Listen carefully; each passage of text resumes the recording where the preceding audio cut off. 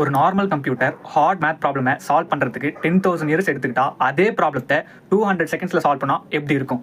அதுதான் quantum computers. இதை Google அவங்க ரிசர்ச்லேயே சொல்லியிருக்காங்க.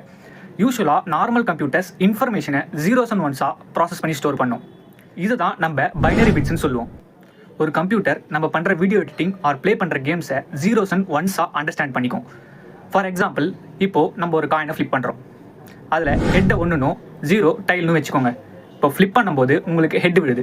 ஸோ இதை கம்ப்யூட்டர் எப்படி ஸ்டோர் பண்ணுன்னா 1ன்னு ஸ்டோர் பண்ணிக்கும். இதுவே டைல் விழுந்தால் அதை 0ன்னு ஸ்டோர் பண்ணிக்கும். நார்மலான கம்ப்யூட்டருக்கும் குவாண்டம் கம்ப்யூட்டருக்கும் என்ன டிஃப்ரென்ஸ்? குவாண்டம் கம்ப்யூட்டர்ஸ் இந்த இன்ஃபர்மேஷனை கியூபிட்ஸாக ப்ராசஸ் பண்ணும். இந்த கியூபிட்ஸ்னால் என்ன?